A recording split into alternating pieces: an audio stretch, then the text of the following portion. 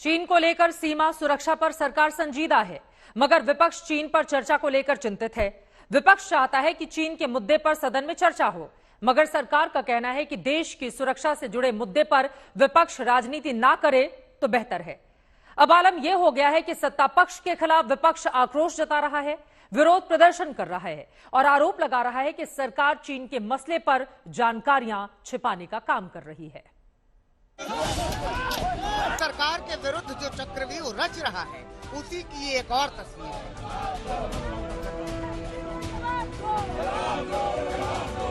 पहले चीन के मसले पर सदन में संग्राम करने वाले विपक्ष ने सरकार के विरोध में संसद परिसर में गांधी प्रतिमा के नीचे विरोध प्रदर्शन किया।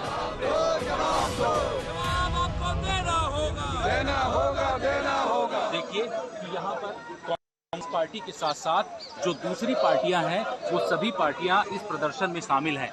कांग्रेस पार्टी के साथ साथ 12 विपक्षी पार्टियां इस प्रदर्शन में शामिल हैं और हाथों में पोस्टर बैनर लेकर के ये मांग की जा रही है कि सरकार को जिस तरीके से नोटिस सदन में दिया गया चर्चा के लिए, ये लोग चाहते हैं कि चीन के मुद्दे पर सरकार जवाब दे। इस विरोध प्रदर्शन में कांग्रेस की पूर्व अध्यक्ष सोनिया गांधी भी पहुंची। कांग्रेस के अलावा इस विरोध प्रदर्शन में 12 और दलों का भी साथ मिला। विपक्ष मांग कर रहा है कि चीन के मसले पर सदन में चर्चा होनी चाहिए। हमारी मांग है कि चीन के मामले पर संसद में चर्चा हो। जो सरकार ने चुप्पी साध ली है, सरकार ने मौन व्रत धारण कर लिया है, उससे जो विपक्ष परेशान हो। कहता आप कुछ तो बताओ, पूरा देश चीन के इस मामले पर, सीमा सुरक्षा के मामले पर आपके साथ है, हमारे सेना के जवानों के साथ है सारा विपक्ष। तो आपको फिर जो है इस पे चर्चा कराने से क्या गुरेज है? आप इस पे चर्चा कराइए, लोगों के सुझाव लीजिए, कड़े कूटनीतिक कदम उठाइए। सोनिया गांधी ने अपनी संसदीय दल की बैठक में भी कहा है कि कड़े कूटनीतिक कदम उठाने चाहिए और आर्थिक कदम उठाने चाहिए। यहाँ सोनिया गांधी ने कहा, सीमा पर चीन का अतिक्रमण गंभीर चिंता का विषय है। जनता और संसद को सीमा पर सही हालात का पता नहीं लग पा रहा है। सरकार अपनी जिद पर अड़ी है और संसद में चर्चा नहीं करवा रही है। संसद में चीन पर चर्चा नहीं कराना सरकार द्वारा लोकतंत्र का निरादर है। प्रदर्शन के पहले कांग्रेस के अध्यक्ष मल्लिकार्जुन खड़गे ने एक बार फिर से सदन में चीन पर चर्चा की मांग की थी। कांग्रेस नेता मनीष तिवारी ने सदन में स्थगन प्रस्ताव दिया था, लेकिन सरकार अब भी अपने स्टैंड पर कायम है। रणनीति बिल्कुल साफ है कि चीन के ऊपर चर्चा होनी चाहिए संसद में, कि चीन और भारत के जो रिश्ते हैं और चीन का ये जो उग्र रुख है भारत की तरफ, इसका क्या कारण है, सरकार की क्या नीति है, इसके ऊपर चर्चा की जरूरत है। उनको बीच बीच में महात्मा गांधी जी याद आता है, ये नकली कांग्रेस, नकली गांधी और नकली कांग्रेस को।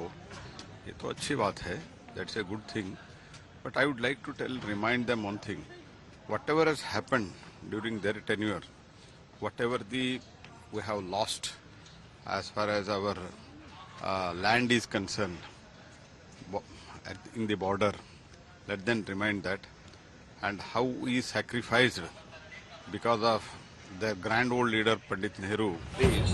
बीजेपी बार बार कह रही है कि चीन का मुद्दा संवेदनशील है, कांग्रेस को इस मसले पर राजनीति नहीं करनी चाहिए।